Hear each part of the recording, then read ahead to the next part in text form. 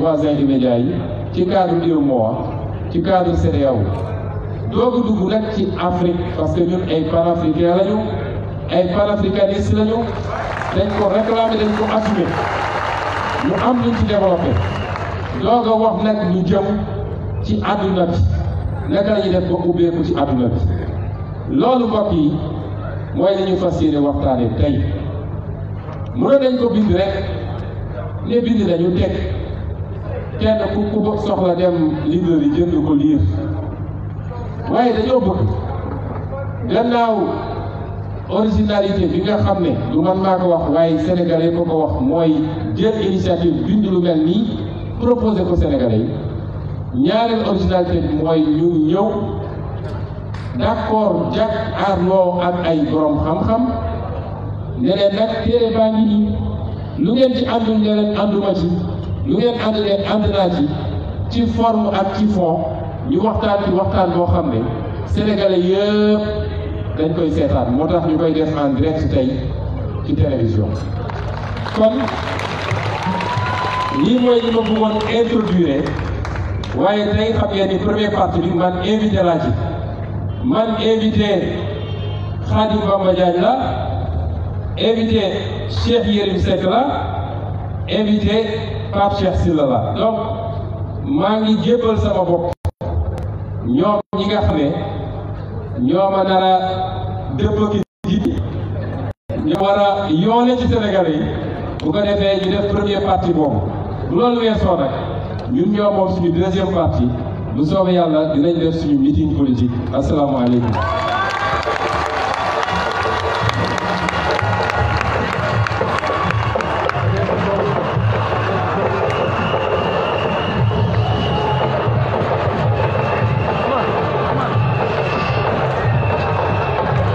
non dafa fàtte présenté yeneen téléspectateurs yeneen journalistes ba léegi benn côté bi laa gisoon defe naa organisateurs yi dafa ngi doon wax ana ñoom Pape Alé organisateurs yi war nañu woon côté bii donc invité Pape Alé Niang la invité Maïmouna Ndour Faye la waaye tamit invité Cheikh Tidiane Ndiaye moom defe naa waxuñu ma woon ni mi ngi ci plateau bi waaye tam Cheikh Tidiane Mbaye professeur Cheikh Tidiane Mbaye sociologue seen invité la donc maa ngi seen loxo.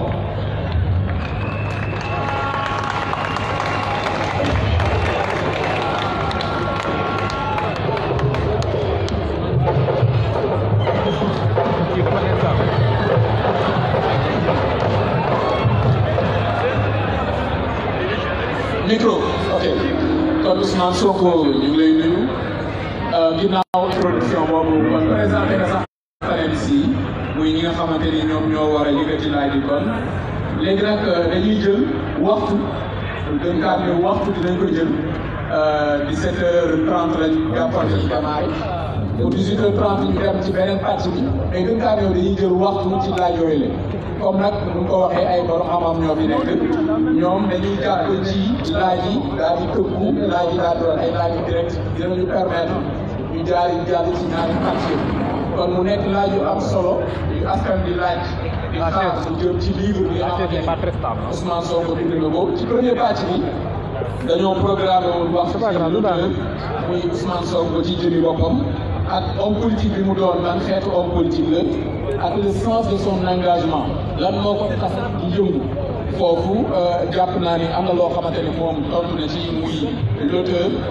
muy tamit homme politique bi bu dee amul ngeen ci gis ñu jàpp ngeen ciy dellu si mën nañ tëb ñaar yooyu dem directement sur le sens de son engagement beneen pàcc bi ci laaj yi mu war a jëm ci institution yi gouvernance ak citoyenneté ci noonu dinañ def benn pause bu ndaw dugal benn film laataa ñoo dem ci modèle économique bu Ousmane Sonko ak Ousmane Sonko nan la gisee Sénégal dans le monde maanaam wàllu diplomatie comme bon man je suis galant damay démarrer ak jigéenu plateau bi muy Maïmouna Ndour Faye kon dañuy démarrer ak yow bu dee jàpp nga ne sens de son engagement doy na pour ñu dugg ci débat bi c'est bon bu dee ñaari thèmes yu préparé woon tam muy l'auteur Ousmane Sonko ci jëmmi boppam ak l'homme politique qui est yow yaay xool ban nga si démarré mais kaddu gaa ngi ak yow.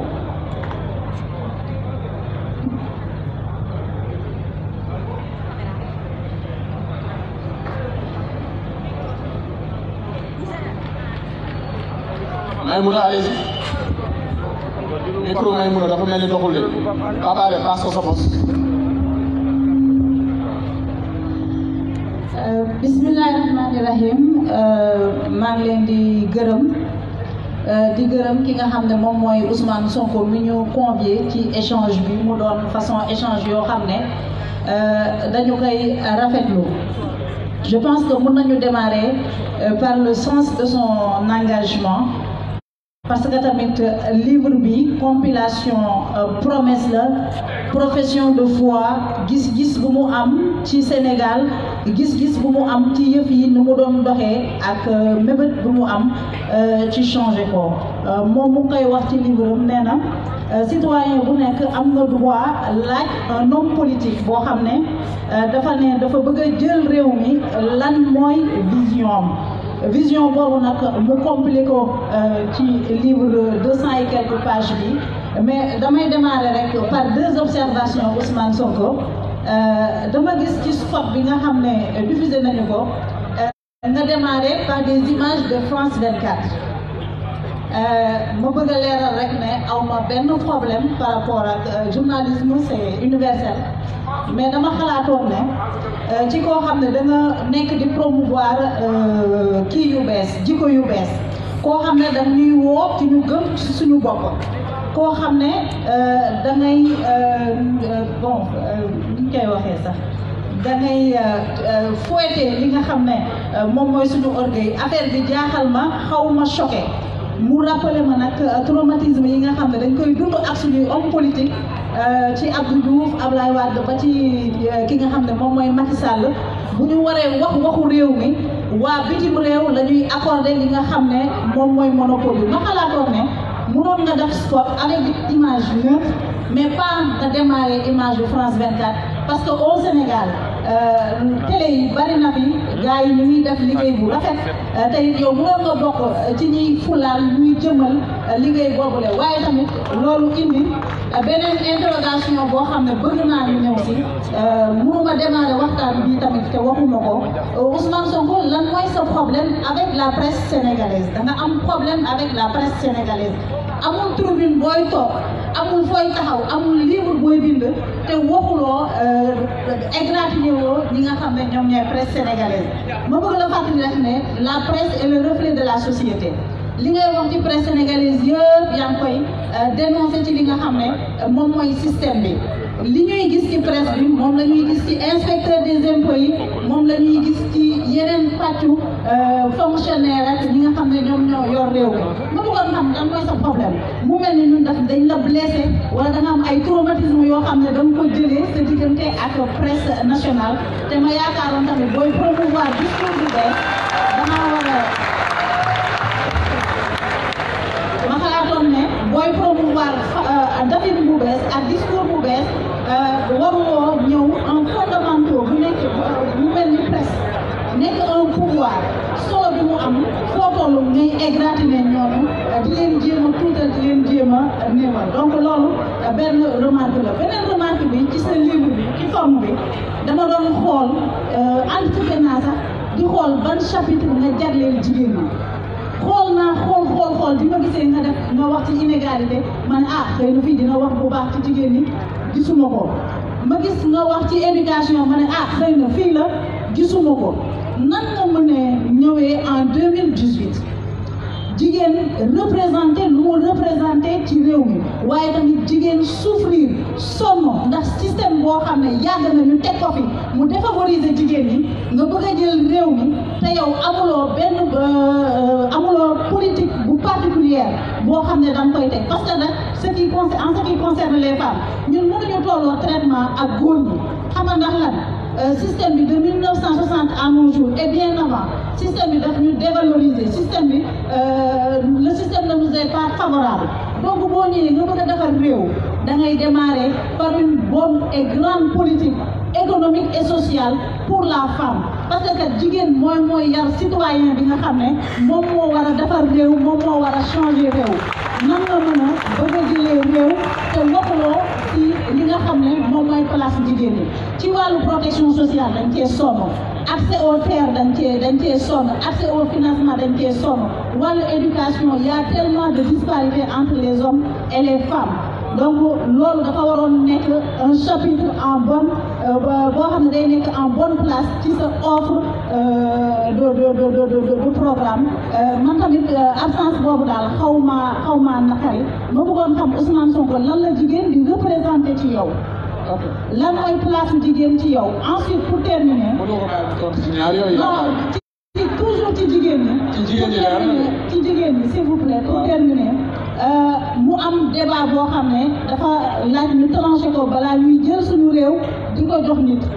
mooy yow Ousmane Sonko boo jëloon réew mi lan mooy doon sa position ci wàllu débat bi jëm ci réforme code de la famille mu am ñaari tendance mu am tendance boo xam ne dañuy sàkku religieux yi ñoo ko yor dañuy sàkku ñu référé wu ci suñu islam ci suñu diine pour définir li war a nekk ci code boobu waaye tamit mu am une tendance progressiste jigéen ñi di sàkku code bi ñu ne code 1979 bi sax dafa dépassé dañ ko war a adapté aux réalités du monde moderne jigéen ñi di sàkku ñu déterminer lan moo war a doon kan moo war a incarner puissance paternelle donc jigéen ñooñu di sàkku code bi ñu xoolaat ko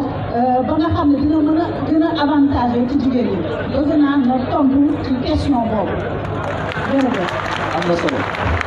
léegi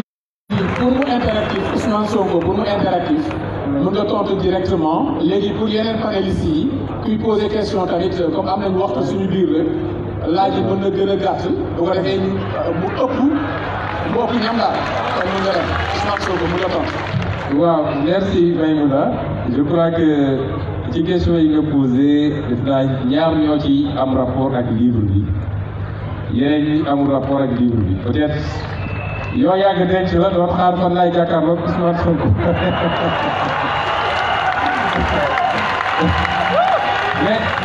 mais naa tontu ci yëpp bu ci njëkk ci gàttal mooy presse mais man amoo benn problème ak presse c'est contradictoire sax d'un côté ñu ne c'est le chouchou de la presse ñenn ñi ne c'est la presse qui l'a fabriqué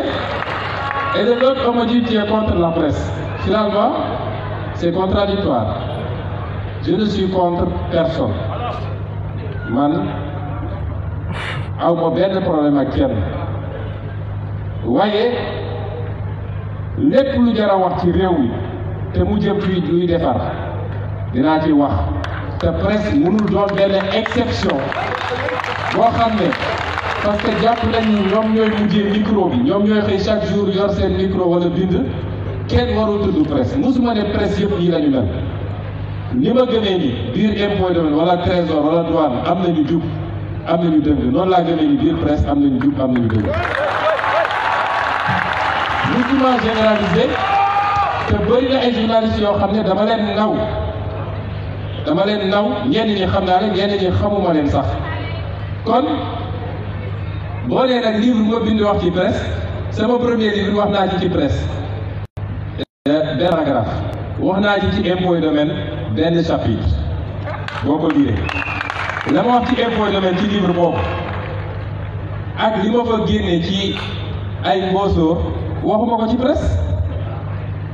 yow journaliste nga bis bu nekk journaliste xëy ne impôt et domaine nii la ñu mel c'est les plus corrompus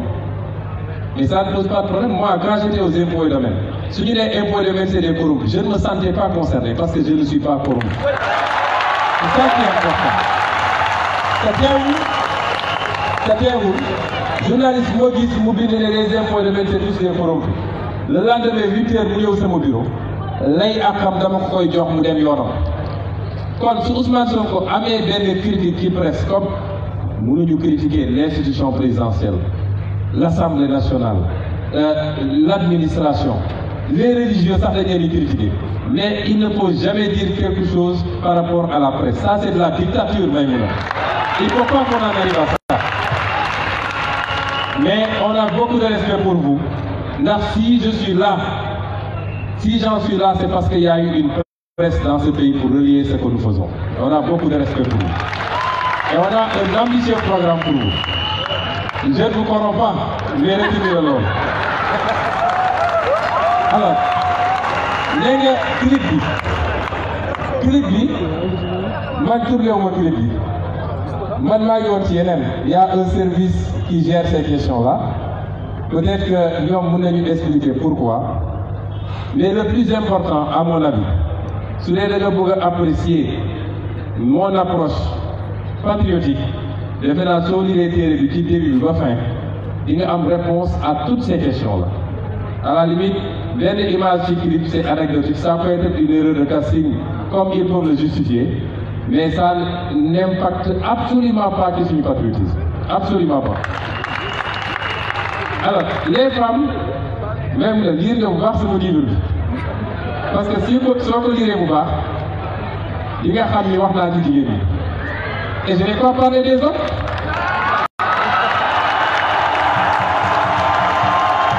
J'ai parlé des femmes lan laa wax ci femmes yi maa ngi leen di ñaan lenn parce que bu ko mel ni Pastef day sot maa ngi leen di ñaan rek pas d'acclamation la ñuy def li ma proposé woon mooy bu benn intervenant pare ba ma répondre ci diggante ñaar yooyu si vous voulez vous pouvez faire des acclamations mais comme moom andiwul mbooloo su ngeen tàccoo rek day mel ni da ngeen koy sot te bu muy sot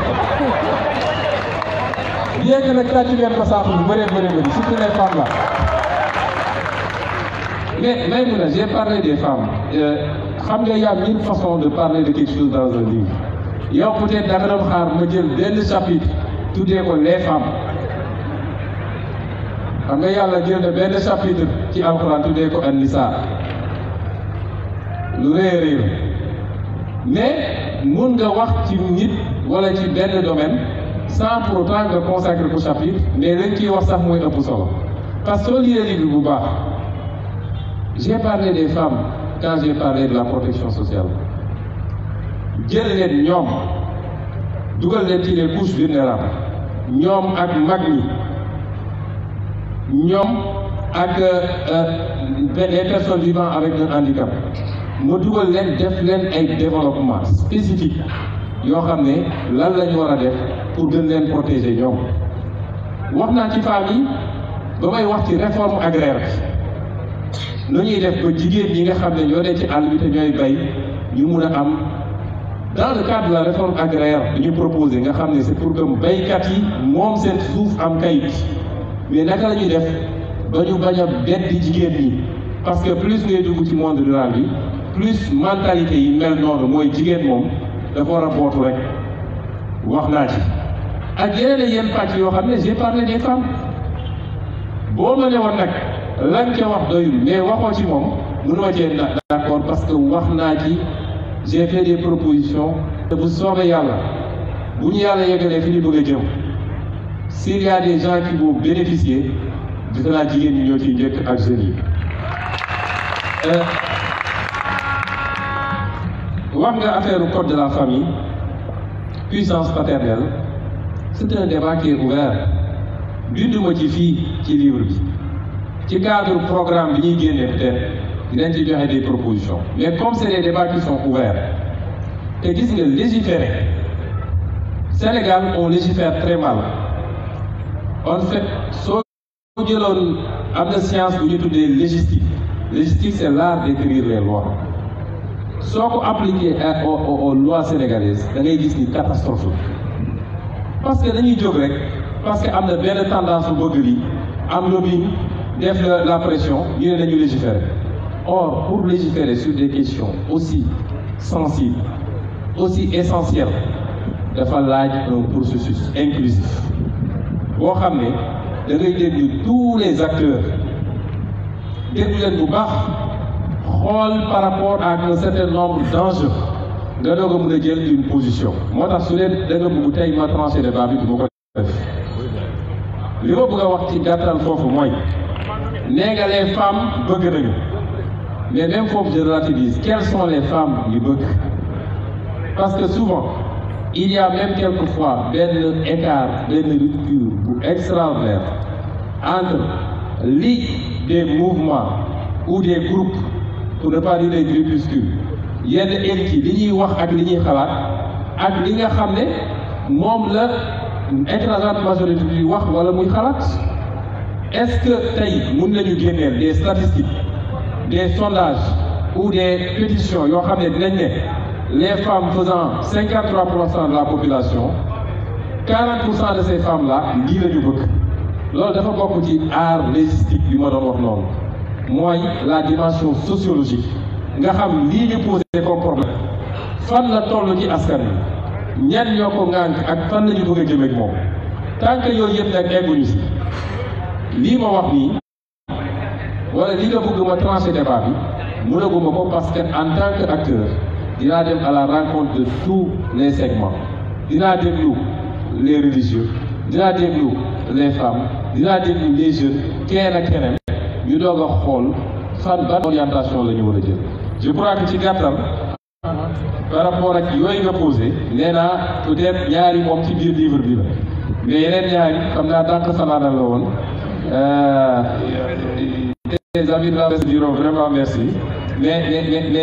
on répondra à tout parce que loolu mooy l'objectif de cet exercice. ok am na solo kon ñu ngi gërëm bu baax Maïmouna Ndour Faye toujours égale à elle-même am na solo intervention dañuy dem ci Cheikh Yérim Seck Cheikh Yérim dafa mel ni engagement mais tam bëgg na ñëwaat ci l'homme Ousmane Sonko. asalaamaaleykum maa ngi am mbégte lool teew fii te ñaari yëf waral sama teewaay bu njëkk bi mooy Ousmane Sonko dafa am lu ñu bokk mooy université bi ñu jóge li ci topp mooy ma rafetlu lool xalaat bi mu am di laaj réewum Sénégal taxaw tëju ñaari weer bind ci Sénégal wax xalaat bi ma ko waxee dama ni ko lu ma doon def naa ko bàyyi je suis d'accord à 200% parce que pour man politique nii la war a dem parce que démocratie yi dem yëpp bu élection jubsee yëf yi du xastante du xeex du xuloo ku ne da ngay ñëw wax réew mi fan nga ko nar a jëmee Sénégal yi fi nekk ay mag yi jëmm la ñu am xel ñu déglu ñëpp li ñu proposé après ñu tànn man pour man lan laa gisee démocratie Ousmane Sonko dafa am ñetti question yu ma lay posé ci yow ci sa bopp ndax programme baax na lool waaye nit kiy doxal programme bi moo ëpp solo ndax façon programme bu nekk gis nañ ko Sénégal tey mais programme bu ne li ci ëpp solo mooy nit ku koy doxal dafa am ñetti question yu bu ma posé ci yow maa ngi gis ni yaa ngi am sikki dégg naa ni it am nga ñaari soxna yoo xam ne ñoom ñëpp dañuy muuru dama bëgg a xam ba xam yow da nga bokk ci Sénégal ñi woowee Ibadou Rahman loolu mooy sama première question beneen bi ci topp mooy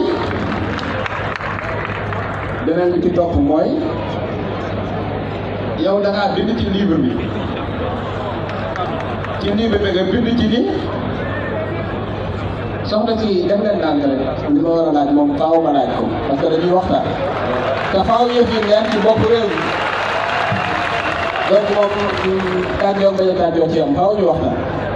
donc Ousmane beneen bi ma lay laaj mooy yow da nga bind ci livre bi ne sax li lay fay comme député da nga ko faaj ñeenti xaaj yëpp da nga koy jox askan wi ak ñi ko soxla ba bëgg la laaj beneen xaaj bi ci des nan ngay def ba fay ci ndox fay ci courant dundal ci sa ñaari soxna dundal ci sa ay doom maanaam xaalis bi ngay dundee fan la jóge parce que man jàpp naa ni benn xaaj bi mënta mat loolu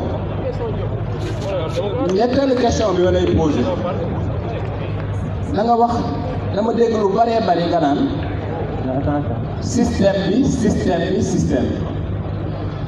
te bi ma liiree livre bi aussi tout le livre suit une logique binaire yow da ngaa jàpp ni yow ci peuple bi nga bokk jàkkaarloog système bi te ma jàpp ni yow Ousmane Sonko tu es l'incarnation parfaite de l'homme du système c'est-à-dire bu ñuy wax homme système dëgg-dëgg Sénégal mooy yow parce que école bi ñuy formé ñi nga xam ne ñooy bras système fi nga bokk benn deuxièmement nga exercer métier boo xam ne métier waa système bi la pendant 15 ans pare nga nekkaat ci système bi système député donc nekk ci nguur bi donc man système bi ngay wax mooy ban système parce que man damaa jàpp ni yow bu ñu naan système au Sénégal yow yaay kenn ki ci njëkk question bi ci mujj nag question la boo xam ne nii yow yaa ko bind parce que da nga ni ñi la dàq dañoo yàkkamti waaye bu ñu yàkkamtiwul woon yow bi nga defee 15 ans impôt da nga naroon a dem parce que yaa ko bind waaye est-ce que loolu moo tax donc nga doon jéebaane ak di tooñ ak di wax li nga doon wax yëpp ñu dàq la maanaam est-ce que da ngaa bëgg a rafetal sa dàq moo tax nga def li nga def loolu mooy question yi loolu bëgg a posé ci yow Ousmane Sonko.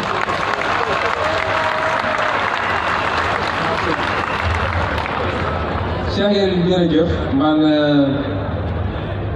ñeenti question yi wala ñeent la finalement dootul ñett am nañu solo ma feddali ni ñoo bokk université bu ñu jógee mais taxul ñu miinante ndax xamante wu ñu woon ca université boobu def naa bi ñu xamante léegi su bëree bëri ñeenti weer wala juróom la def wala bi ñu njëkkee toog waxtaan nga laaj fi ñeenti laaj yoo xam ne bu ci njëkk bi defe naa Sénégal ba mu daj je suis le seul homme politique bu ñuy laaj lan nga ci wàllu gëm-gëm Sénégal ba mu daj je suis le seul homme politique Sénégal ba mu daj bañ bu ñuy laaj lan nga ci wàllu gëm-gëm du lu ma gêné nag te dinaa ci tontu mais dama bëgg rek wane ni laaj bi ci boppam mi ngi induire stigmatisation d'une catégorie de Sénégalais loolu mooy premier problème muy Sénégal ku fi am sikkim sa jabar di muuru bokkoo Sénégal nekkoo citoyen te loolu buñ ko appliqué woon moom defe naa du murit du tijaan du xaadir du laayeen parce que li ñuy wax yëpp weesuwul ay mandarga nekk jullit mandarga islam. ma profité ne débat bi ñëw élection bi ñu jëm am na ñoo xam ne tey ñàkk programme ñàkk gis-gis am profil yoo xam ne Sénégalais yi seexlu nañ ko ak ñenn ñoo xam ne parce que système bi dafa tooyal seen ceeb waxuma la de Cheikh Yérim ñooñu ñëpp ñu ngi fexe ba élection yi jëm du doon élection bu ñuy débattre ci programme ak avenir Sénégal waaye élection bu ñuy débattre ci lan mooy murit ak lan mooy xaar rek lan mooy layeen la bu leen ko nangu bu leen ko nangu parce que loolu mooy enjeu Sénégal bu baaxee baaxal Sénégal yëpp waaye bu bonee bonal Sénégal yëpp tey amul ku amul xeet wala diine wala tarixa boo xam ne amul nit ñi fa bokk dañu ngay souffrir parce que réew mi doxul lay suy war a doon suñu yitte mooy du ñuy def ba Sénégal baax te sénégalais bu ko war a mën a def moo xam athée nga moo xam chrétien nga moo xam jullit nga moo xam témoin de Jéhovah nga moo xam ci biir jullit ci tarixa bii nga bokk wala bii wala bokkoo fenn su dee Sénégalais bii moo yor li ñu soxla ci xam-xam si njub ci loxoy set ak ci bëgg réew mi nañ ko teg ci bopp réew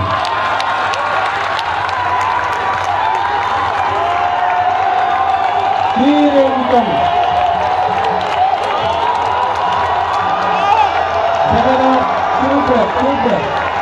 defe naa defe naa Cheikh Yérim mënoon nga sax mottali wax bi ndax bàyyi nañu benn ndax nee nañu MFDC la bokk tamit mën nga ci boole boobu bu ñu demee nag ba ci réew bu ñu demee ba nit jàmmarloog système ñu dem ba mënaluñu ko dara ci wër nañu fu ne pour ut dossier fu ñu ko yóbboo dugg siin barki dem boo njaay la Aly Ngouille Ndiaye convoqué benn homme d'affaires naan ko dama bëgg nga wax ni immeuble bi Sonko moo ko moom waa ji ne ko du ma ko wax parce que moomu ko donc bu ñu demee ba fu ne jaar nañ fa mënuñu gis dara ñu dellu toppat say tànk ci yeneen anam dugg ci vie privée gaa yi leen gisuñu dara ñu ne léegi nañu fexe ba dugg ci li nga xam ne Sénégal musu koo xam mooy waasoo ak gëm-gëm Sénégal musul xam loolu lu ngi doog a bees ci Sénégal à ma connaissance tey rek la ñu commencé dégg ñu naan ethnie wala conviction religieuse nañu fàttaliku ni Senghor bu muy jiite Sénégal ñoom sëñ Fallou doon ko jàppale bokk ñu sax diine waxuma laa ñu naan est-ce que ñoo bokk ay tarixa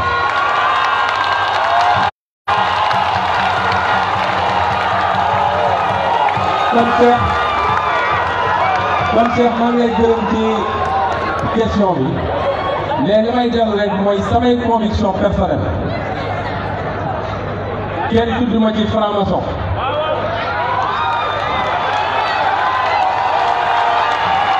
te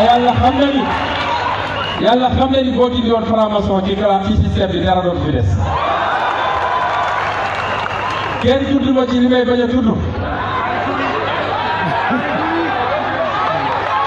te ñu bëri ci kenn musul ne Ousmane Sonko sàcc na fukki dërëm te ma nekkoon ci position boo xam ne mun naa jël ay milliards samay moroom a nga ci nekk di politique ci faneen waaye gis ngeen ay milliards lañu yor kon loolu mooy wu ñu war a jiiteel Sénégalais yi la ca des nag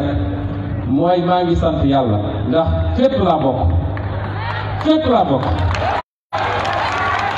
bu ma demee Touba day mel ni sama kër laa ne ñu yaatal ma fa teral ma berde ma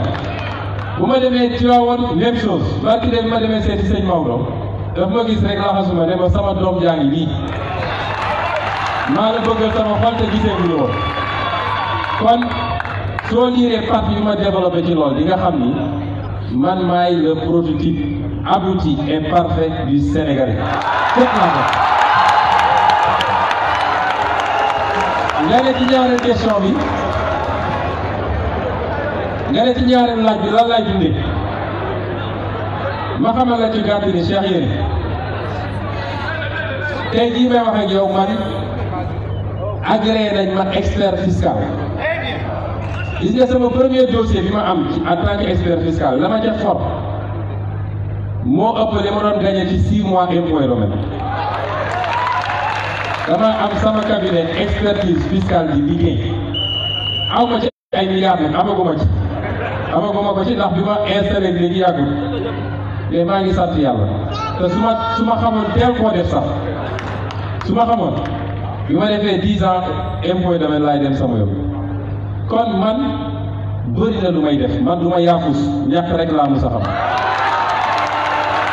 dañ ma teel a yar ci liggéey jàngal ma liggéey kon gis nga salaire mooy lu gën a tuuti man à la limite léegi jàpp naa ni fonction publique daf ma doon bloqué parce que nit boo amee potentiel am détermination am envie toog ci bureau suba ba ngoon nga fayeeku da lay bloqué ñi koy def nag am nañu mérite waaye tey maa ngi def activité yu bëri maa ngi def ay conférence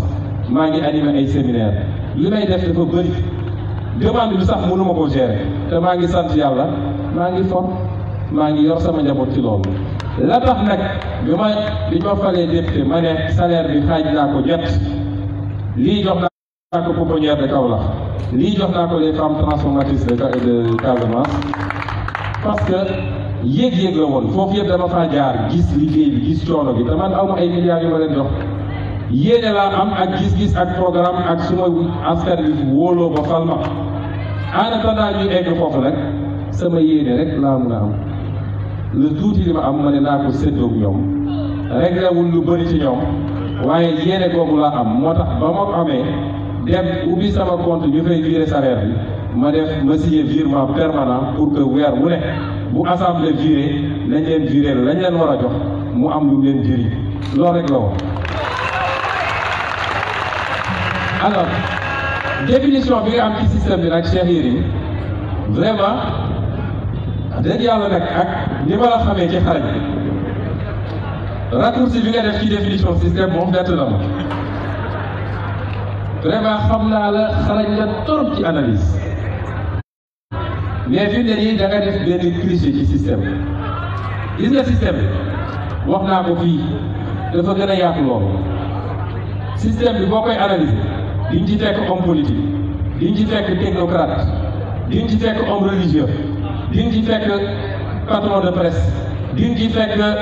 homme d'affaires di nga ci fekk des intérêts étrangers c'est ça le système ci yooyu ma tudd yooyu yëpp nag wax moom may wax communicateur traditionnel ca lañ bokk sax ak yeneen rek mënuma lim ñëpp dañ ko fekk ay chef lan moo tax tey Tabaski ak Korité mu am ay imam yoo xam ne nee nañ leen nee leen xaala rasulullah ñu taxaw naan lu tax Sonko divulgué ay secret professionnel système bi la système bi dafa gën a yaatu li nga wax mais gis nga composante yooyu yëpp ma tudd tam am na ci anti système bi moo tax soo jàppee ni ku nekk haut fonctionnaire rek système bi la loolu c'est un raccourci. Haut fonctionnaire c'est servir son pays da ngaa jàng mais ñu la ko de nommé wuñ la da ngaa jàng ba am sa maîtrise ñu ubbi concours réew mi soxla nañu ay nit yuy liggéey pour dajale alal pour réew mi soxla nañu ay nit yoo xam ne diplomate la ñuy doon représenter réew mi feneen soxla nañu ça c'est le bras administratif de l'État. C'est des gens qui n'appartiennent généralement à aucun parti. nguur gu ñëw fekk leen fi nguur gu dem baleen fi ñooñu mënuloo leen boole ci système bi yaa ngi tooñ fonctionnaire yu bëree bëri yoo xam ne tey ñi ngi mener des combats énormes ci biir pour contenir les méfaits du système soo jàppee ni le seul fait d'être fonctionnaire fait de toi un système un nom du système je crois que c'est un raccourci extrêmement simpliste. Système bi su ñuy wax système bi d'abord c'est par rapport à une pratique de la chose étatique et une pratique de la politique. Nous sommes venus identifier ce système. Une pratique fondée sur la prédation, la corruption. Pratique boo xam ne yéen déggal ko ci kàddu yi sàcc alalu réew mi parce que wax naa ko keroog su dee ab ministre wala directeur général moo lubal ñu ne il a détourné bu dee citoyen lambda moo sàcc ab général ñu ne il a volé détourné mooy volé il a volé donc sàcc bi ñu dénk la réew dénk la alal réew mi pour nga defar yoon yi defar andi courant andi ndox jeunes yi am liggéey yeneen ak yeneen nga jël alal réew mi jaarale ko fu mu warul jaar loolu mooy premier mandarga système bi ñaareel bi mooy modèle bi ñu taxawal ci système bi nga xam ne tey jëriñ intérêt ñi ci biti le système bi gën a taxawal que jëriñ intérêt réew mi loolu mandarga bu am solo la ci système bi ñun lal ko nag ci li gën a garaaw mooy incompétence notoire ak ñàkk patriotisme mooy ñàkk bëgg sa réew loolu la ñuy woowee système bi ñi bokk loolu yépp te di yëngatu ci politique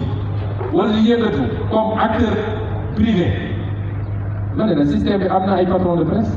am na ay hommes d'affaires yoo xam ne bis bu ne ñu jox leen lu ñu leen warul jox à coup de milliards ñoom ci système bi la ñu bokk am na ay jeunes yoo xam ne peut-être simple étudiant la ñu xamuñu sax lu xew waaye da ngeen utiliser di leen dawloo di leen defloo yeneen ci système bi la ñu bokk c'est ça le système dont on parle mais jàng toll foo war a defee concours def concours ñëw servir le pays loyalement man en 15 ans d'impôt j'ai mis des milliards dans les caisses des États musuñu maa jox fukki dërëm bu moom je ne suis pas membre du système kon ça c'est un raccourci système bi du ENAM système bi du impôt et domaine système bi du etc. Le jour où on aura un bon système le jour où on changera de président am un bon président da nga foog ne day tëj ENAM wala mu dàq fonctionnaire yëpp parce qu'ils sont du système ñoom ils ne font qu'appliquer des politiques qui ont été déterminées par ñi askan bi fal bis bu ñu amee président bu def de bonne politique orienté leen ci bi dem liggéey yi ci baax ci ñoom kon mënuma d'accord ak analyse bi nga def ci système bi alors provocation pour quitter non je crois que bien avant ça déposé woon na ñi xam nañu mais dama bëgg ñu jox ma détachement ma dem defi leneen ñu ne duñ ko fi def boobu c'était en 2015 un an bi ma commencé politique def un an la bul fàtte ni août 2016 lañ ma la jël léegi est-ce que dama waroon a man ralentir sama activité politique parce que simplement fonctionnaire la ou bien ni ma yéegee politique ak ñi ma àndal dama ak li nga xam ne mooy li ñu parti dama ko war a incarner dama ko def li ma ko war a defee su dee nag Sénégal soo doonee haut fonctionnaire sa statut général ne la am nga sañ-sañu def politique ñu bu la gëmloo ni soo buggee def politique demal ci nguur ga waaye bu dem opposition tey Amadou Ba inspecteur des impôts la ni man Mamour Diallo inspecteur des impôts la Abdoulaye Daouda Diallo inspecteur des impôts la keneen ak keneen bis bu la ñu gën a taxaw ne Macky moo gën a rafet ci Sénégal moo gën a jekk moo ëpp xam-xam man may inspecteur des impôts su ma nee Macky gën a rafet ci Sénégal bi daa xam loolu mooy débat bi ñu war a poser mais su ma nee man amoon naa yéene dem loolu bien avant mooy dugg politique ba may nekk ENAM déjà ñi moom ñun dëgg dañ doon toog di waxtaan xaw ma ndax Ablaye Niane mi ngi fi ñun suñu promotion ñaari direct la ñu woon ñaar ñëpp dem nañu sax Ablaye Niane ak man mi dañ doon toog di waxtaan ma ne ko saa yi man fii du sama place quoi man daal je ne me vois pas dans l'administration mais dinaa am expérience dinaa liggéey dinaa et cetera mais am na fu muy toll dañuy dem suñu yoon donc ça n'a rien à voir avec une provocation pour et si c'était le cas ça veut dire que waa ji ñu jàkkaarloon tuule la ndax jox dama kon li ma bëggoon donc loolu laa mën a tontu Cheikh Yérim par rapport ak ñeenti question yi nga laaj.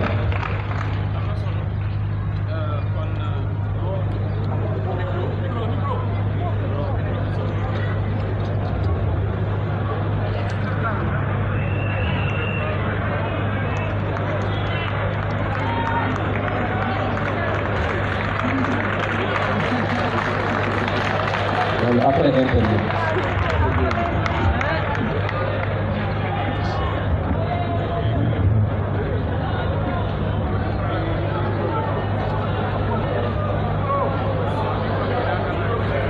Sonko il a un public discipliné, franchement. Mais il a un public discipliné. Ce gars-là. Ça me rappelle, man daal fi jotaay Serigne Cheikh rek la may jox ak Serigne Moustapha Sy. Donc gars yi militants yi discipliné, franchement. Militants très discipliné. Weñ sax buy naaw président instant yi mën nga koo yëg. Allô. Bon, on peut ici avec le micro, je crois que c'est là.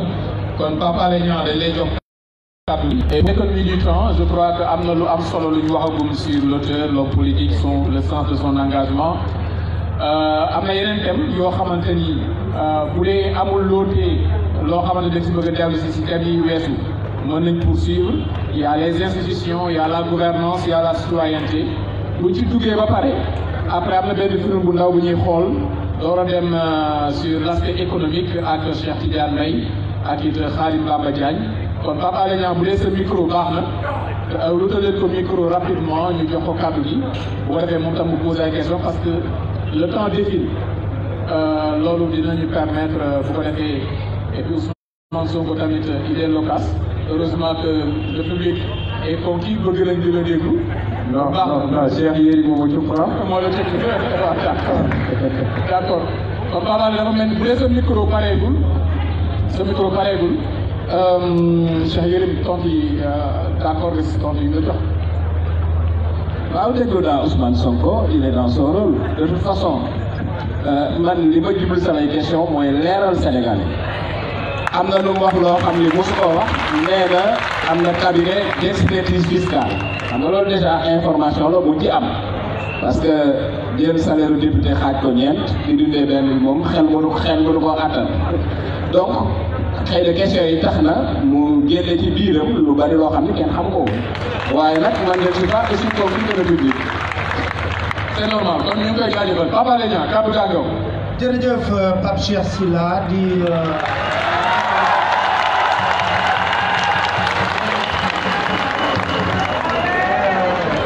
wax ne dañuy sant di gërëm ki nga xam ne mooy di Ousmane Sonko ndax épreuve bi nga xam ne nangu na ko def en tant que leader politique je crois que c'est une première dans l'histoire politique du Sénégal. kon ñuy ñaan tamit yeneen leaders yi nga xam ne ñeme nañ ko nañ ko ñu def askan bi mën a tànn ay journalistes lañ c'est normal mais je crois que également on doit participer à l'éveil d'une conscience citoyenne forte. le choix bi nga xam ne citoyen bu koy def ci biir isoloir mu nekk un choix boo xam ne judicieux pour l'intérêt du Sénégal te loolu mu ngi ko mën a defee lu dul ci ay programme ay débat d'idées contradictoire ñëpp toog xam fan la dëgg du féete ndax nag dama koy wax weddi dafa yomb lool ci réew mi léegi te doo ci jëlee gàcce waaye nag lu fi waay wax rek dañ koy tegaat kon Ousmane sas nga sa bopp tey ba nga ñëwee ci épreuve bii ñaari laaj laa lay laaj yu gàtt benn bi du man maa koy laaj parce que xam naa la bu baax a baax mais ñu bëree bëri bu ñuy wax Ousmane Sonko dañuy wax nit koo xam ne dafa yëg boppam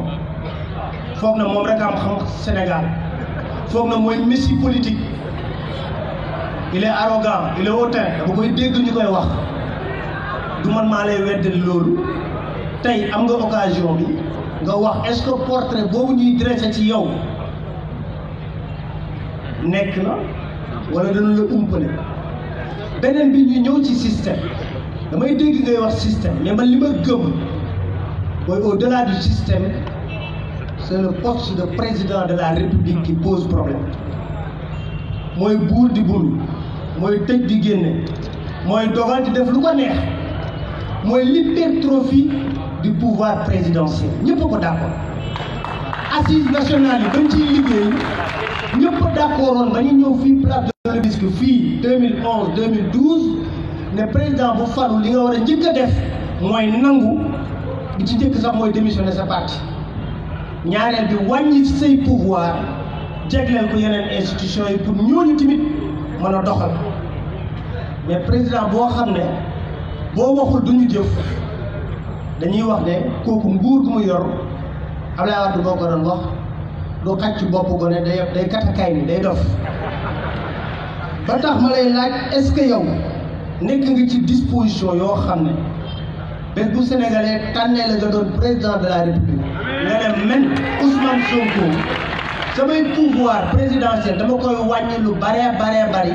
jox yeneen institution yi te ci biir wàññi boobu am na yeneen ponk yoo xam ne bu ñu xuusee ci waxtaan bi mën naa la ko laaj parce que diggoon nañ ñu fii ne organe de contrôle yi dinañ dugg biir palais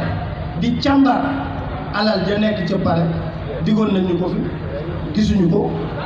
diggoon nañu ci fii tamit ne man su ma nekkee président dinaa nangu lépp loo xam ne mooy corps de contrôle ñu génn ñu jox leen doole ñuy càmbar di jël këyit yi di ko yóbbu ci justice kuñ ci war a téye ñu téye la doo kumba am ndey ak kumba amul ndey may laaj est-ce que yow nekk nga dans les dispositions une fois élu présidentiel pour doxalee noonu jërëjëf. merci Papa Ly defe naa leeral nga ni premier bi da nga koo posé pas pour yow ndax xamante ne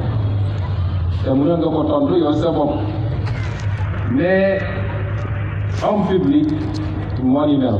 homme public foo jaar ñu am lu nga wutal defe naa lu yonente muccul nit ñu baax ñi ñuy tudd fii ñëpp muccuñu ci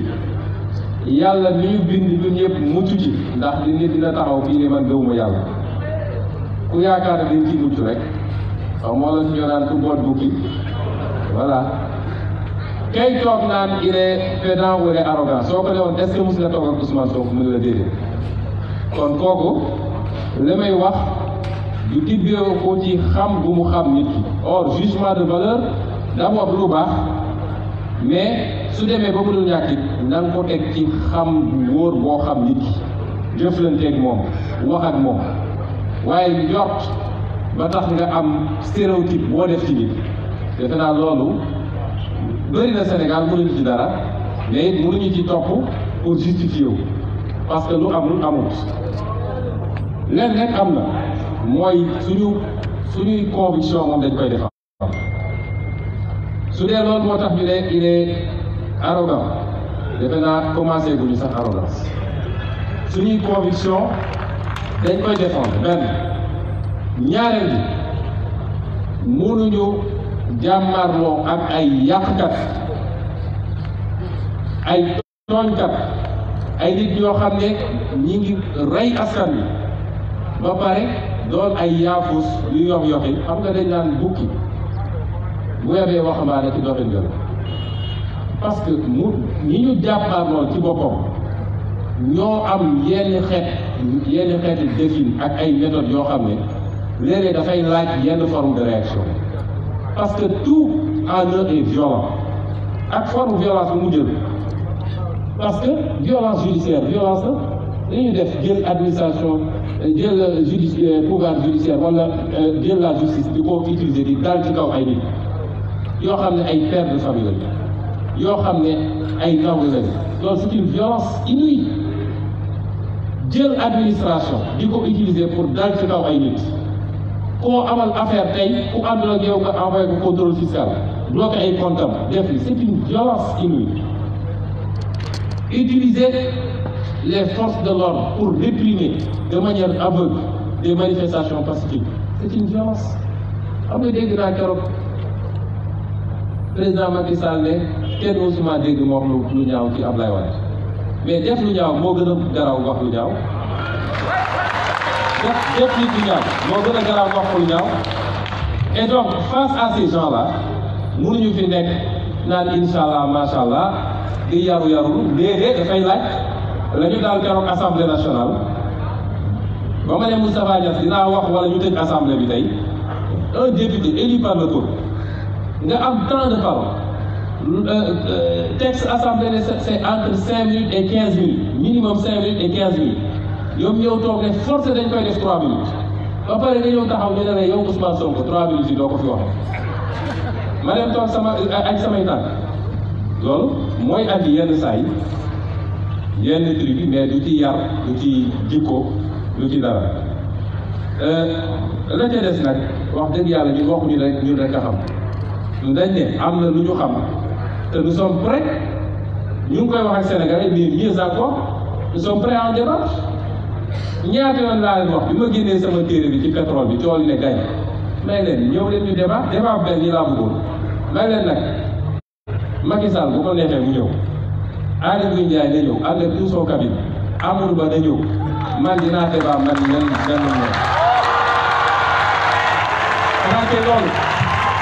ñoom loolu la ñuy wax ni dafa mel ni moom rek a xam nga kii wax kii mel ni moom rek a xam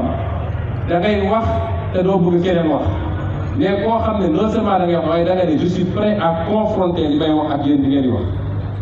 musuñoo ñëw te duñu mus a ñëw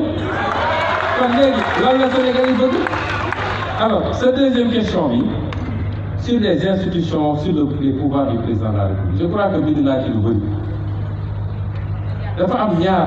dafa am loo xam ne effectivement système bi ni mu tëggoo dafa jox pouvoir yu bëri président de la République waaye dafa am loo xam ne du système bi kese mais ci nit ñi la c'est comme la justice tey magistrat bu gëm yàlla ragal yàlla bu buggee def liggéeyam dina ko def parce que lan moo ko ci daal au pire des cas affectation la man quand j'étais inspecteur des impôts damay toog directeur woote ne dossier bi Sonko def ci bi ma ne ko def ma ko mu ne ma c'est l'autorité qui a dit ma ne ko si c'est le président ne ko Sonko nee na moo bañ def ma parce que su ma ko defoon ça aurait été une violation manifeste de la loi or moi j'ai prêté serment de servir la loi et non pas de servir le nom kon député bi ñu fal mu dem assemblée nationale ñu andil ko projet de loi mu biir ko ni lii baaxul ci Sénégal waaye bëgg lu neex Macky Sall ba tax mu dem voté ko kooku ça dépasse même le système parce que dafa am loo xam ne nit bu nitee waru koo def te amul lu ko war te ak lu mu ti demee tu as ton mandat de 5 ans xanaa fonctionnaire bi ñuy affecté sax moo gën a kii kon biir livre bi wax naa ci pouvoir président de la République il faut limiter les pouvoirs du président de la République pour l'intérêt même du président man de ki président tey néew maag moom de gis naa ko keroog naan day fecc xaw ma pacaa nga xaw ma lan waaye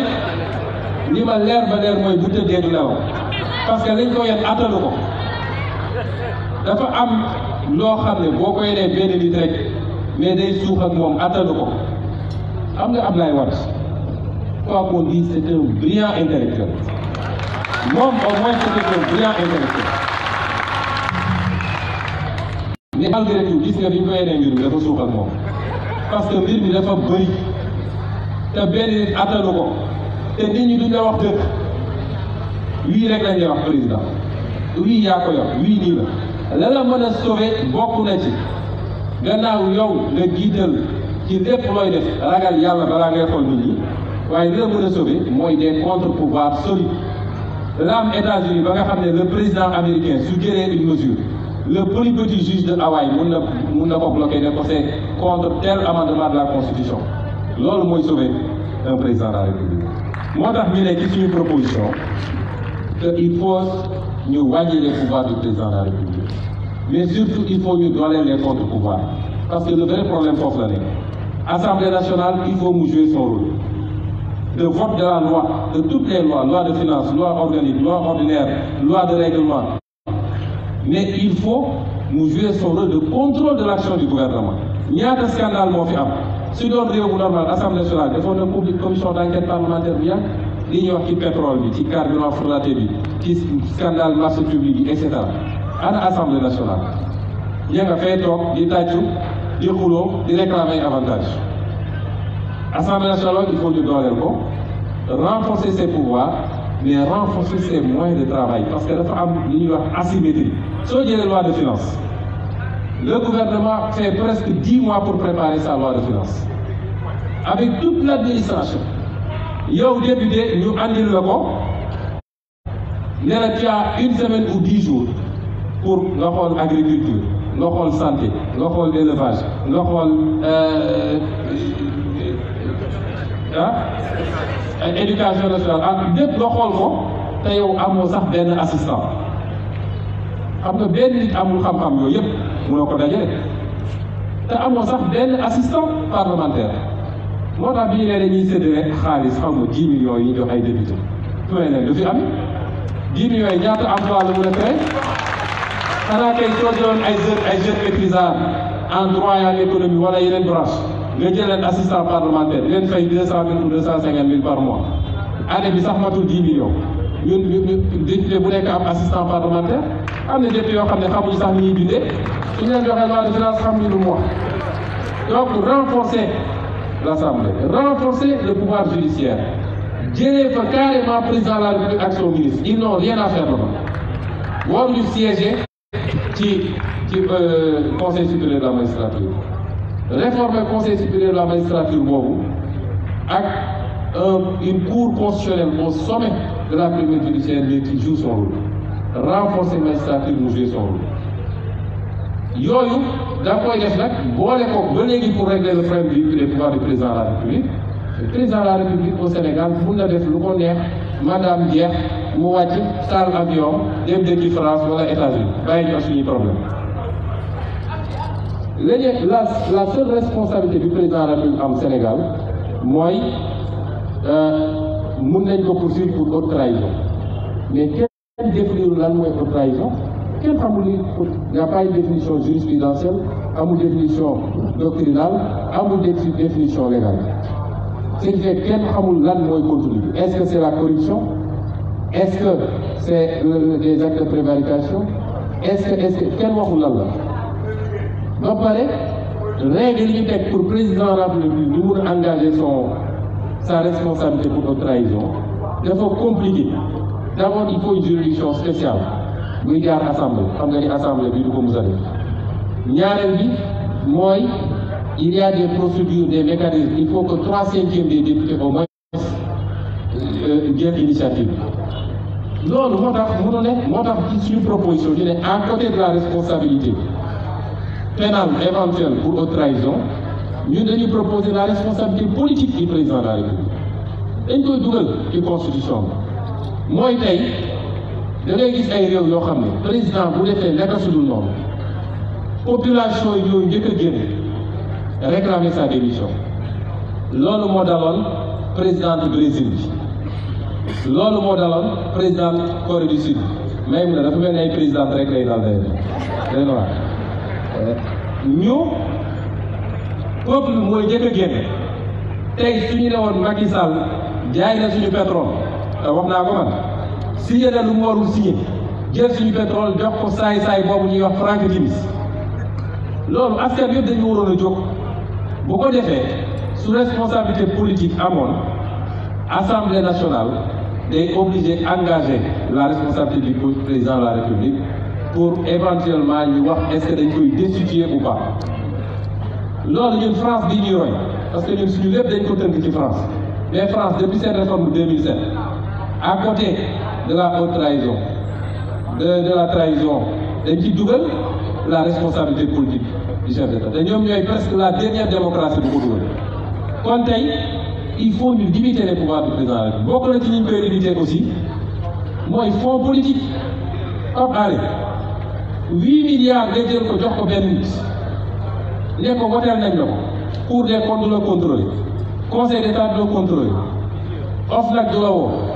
su la neexee nga dugal ko ci benn léegi sotti ci pétrole taal ci loo xam ne suñu l'impôt la ñun ñëpp amul benn compte boo ciy raam bu ko defee mu teg léeg-léeg nga dégg militant Guédiawaye ñëw nañ jox na leen 40 millions ci loo xam ne jaaykatu gerte bi day liggéey ba ngoon sonn dem di boutique bi jënd almet ñu ne ko fay nga impôt 18%. ñu dajale loolu yóbbu ko assemblée jël ci 8 milliards jox Macky Sall mu koy pasar pasar donc fonds politique yooyu dañ ko war a dindi fii parce que fonds politique yi c'est des fonds de corruption politique moom la ñuy jëndee tous les soutiens yéen dégg yi ba tax soo tuddee Macky Sall ñëpp di wiccax dafa fekk ku ci nekk woo nañ la rek ñamal la fonds politique yi foofu lay jógee parce que mënu jógee ci budget de l'État soo ko waxee rek ñu ne la waaw mais c'est pas réaliste moo tax ci livre bi dama ne fonds politique yi dañ koy remplacer ak fonds secret ñaar yooyu bokkul fonds secret mooy am réew dafa am ay dépenses yoo xam ne c'est des dépenses sensibles kenn mënu koo bind ci budget boo xam ne da nga koy def ci site ministère de l'intérieur ministère des finances du moins fonds d'espionnage mënoo ko bind mënoo ne Sénégal di espionner réew sàngam 500 millions lañ fa prévoir yooyu dafa laaj ñu def ko des fonds secrets mais fonds secrets yooyu d'abord dañ koy voter à l'Assemblée bu ñu pare c'est des fonds yoo xam ne dañ koy contrôler proposé na une commission mixte boo xam ne dina am 2 députés de l'opposition 2 députés de la majorité un présidé par un magistrat de la Cour des comptes qui prête serment ñoom ñooy dem vérifier la régularité des dépenses qui ont été faites sur ces fonds politiques mais dans une démocratie mënul am benn dërëmu citoyen bi boo xam ne dañ koy jox kenn mu koy fooy mu ko neexee loolu du yoon beneen élément boo xam ne pour limiter les pouvoirs du président de la République mooy le pouvoir de nomination mais président de la République parce que constitution bi nee na c'est lui qui nomme aux emplois civils et militaires encadré wuñu ko lu ko neex lay def dañuy jël ngeen baal ma ci kàddu bi mais ñi gën a dënk ci administration bi ñoo xam ne sax ay rapport épinglé na leen Cour des comptes IGE mu jël ko moom teg ci tànkam woo nit ba mu yow mu ne ko am nga ay milliards demal nga politique ma doo ko nommé jox ko responsabilité loolu moo tax tey li nga gis ci administration kenn liggéey tout le monde est démoralisé tout le monde donc pouvoir nomination boobu duñ ko continuer mais dañ koy encadrer mooy tous les hauts emplois à un certain niveau directeurs généraux d'abord warul nekk lu ñuy jox ay nit yoo xam ne dañuy def la politique de manière flagrante un directeur général su melee ni mu war a mel di liggéey ni mu war a liggéey amul jotu nekk ci terrain bi naan day organiser ay meeting ak day politique deuxième bi war nañu fexe ba poste yooyu yëpp dañuy def appel à candidature soo demee Togo Côte d'Ivoire léegi pour nekk directeur général impôt domaine wala douane dañuy def appel à candidature daal di génne des critères xool sa njub xool sa cursus sa ancienneté xool sa compétence ñu def une sélection boo xam ne comité bi koy def ay nit yu autonome lañu su dee 50 yoo déposé woon ñoom dinañu sélectionné ba génne ñetti dossier mu leen di ñetti ñi c'est les meilleurs ñu doo ko teg ci table président ne ko am nga possibilité choisir si ñetti ñi mais bàyyi ko rek mu xool ku ko neex parce que moom laa bokkal wala moo ma jege wala moom li ma bëgg ci politique la ma ko defal loolu musiba yooyu yëpp bokk na ci ay mesures yoo xam suñ ko dajale defe naa pouvoir du président de la République dañ ko wàññi waaye am na yeneen wax naa ko ci décentralisation bi parce que suñu collectivités locales yi xam nga ni ay sous-préfecture ou exécutif rek lañu il nous faut de véritables collectivités locales bu dee dugg nañ ci waxtaan bi naa ci xuus parce que defe naa tontu naa lu bëri ci li nga jot a wax jërëjëf.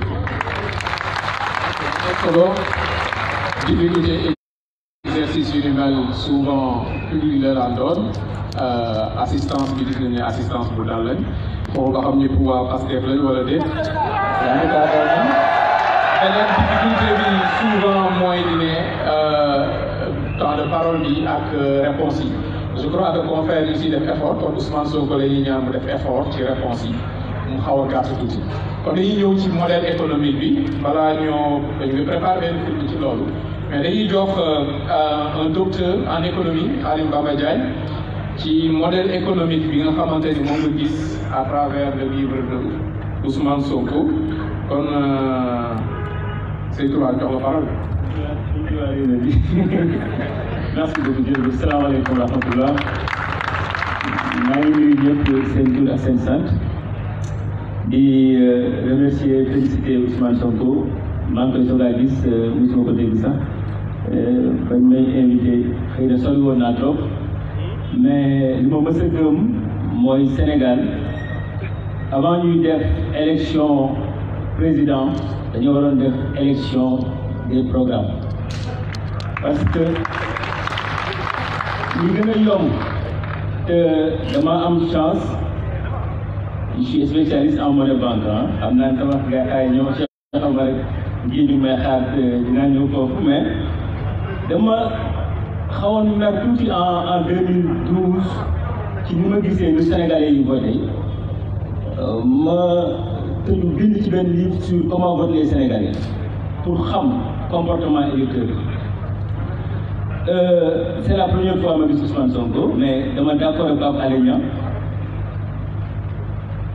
xëy na nit ki boo ko gisee nii da ngay bon ni ma jàpp ko ku bëri gerte la du la xool ci bët day sëgg mais mbind bi dafa dëgër wax ci dafa dëgër da ngay utiliser mooy dëgër waaw mooy dëgër mooy yoo xamante ni mën naa gën a rafet xam nga politique du li nga doon lu leen ñuy jàppale donc jàpp naa ni baax na nga def effort quand même parce que am na Sénégalais yoo xamante ni xëy na bëgg nañ la wax ji dëgëree Sénégal yi réewum jàmm la xëy na réewum masla la te lépp ci loolu koy am donte nag am na loo xamante ni kenn du ko masla wante dama rafetlu bind bi ndax bind bi dafa set li ma ci intéressé mooy c'est du Sonko parce que man xëy na bindkat laa te man ñeneen livre je l'ai vu en moins de 12 heures de temps dama ko lire ko parce que dafa amoon li ma intéressé woon mooy xawma la ci nu muy xalaate ci lan mooy nekk ci bopp te boo liiree nit rek ku bind rek trahir nga sa bopp donc lire naa livre ba mu jeex tak am na li ma ci neex am na loo xamante ni neexuma tamit am na loo xamante ni jàpp naa ni war nañ koo améliorer mais bëgg réew pour man Sénégal toll nañ koo xamante ni waratuñoo fal nit mu bàyyi ba 1 mois 21 jours avant les élections mu bind ñaari feuille bu demee ci dëkk bi amu leen ndox naa leen indil ndox amu leen douche naa leen indil douche amu leen ainsi de suite problème yi ñu am Sénégal yëpp loolu moo koy indi mais dafa am réalité bu am aussi bu nit ñëwee ci pouvoir parce que homme politique yëpp avant ñu ñëw pouvoir dañuy am lu ñu gisee mais la gestion du pouvoir dafa mel ni dafa am lu ci nekk. J'ai choisi de croire que tous les hommes politiques sont bons. C'est un choix. J'ai choisi de croire aussi que la politique c'est une noblesse, c'est une noble. J'essaie de comprendre lu tax homme politique bu ñëwee ci pouvoir bu ci yàggee tuuti rek nekk démon. xaw ma nag xëy na am nga ay copies xaw ma lu muy demee boo duggee ci biir dénoncé nga lépp lu la ci naqari ma rafetlu ko trop. li ma ci gën a intéressé mooy la partie économique parce que je dis toujours que mieux même ma dolli la ci fi ñu nekkoon 1960 bu ñu séddale woon xaalis sénégalais yëpp sénégalais bu ci nekk $1053 ngay am fi ñu nekk nii bu ñu séddale woon xaalis sénégalais yëpp sénégalais bu ci nekk $1093 ngay am c'est-à-dire que sénégalais bi ñu nekkoon 1960 ak bi nekk 2010 la tolloo c'est 58 ans yënguwuñu foofu ay pays yu mel ni Corée multiplier nañ seen bonne 37 Botswana bi nekk fii multiplié bosom par 25 ci lan parce que dañoo tàmm am politique boo xamante ni rek on cherche à faire ce que les gens veulent te li gën a bon ci homme politique mooy xool lu neex nit ñi un homme politique warul def lu neex nit ñi parce que nit ñi seeni choix dañu am les choix du moment ñooy xëy suba def arrestation de Karim Wade une demande sociale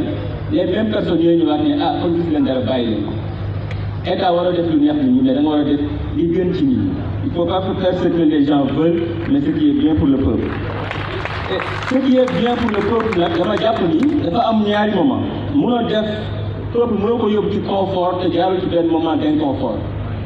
mënoo ko defal lu baax te méttiwul booy jàng alxuraan sax dañuy naan di nga toog ci daara di nga gën a sonal pour nga mën a xam mën a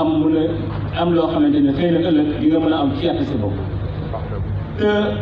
aw ma na table ni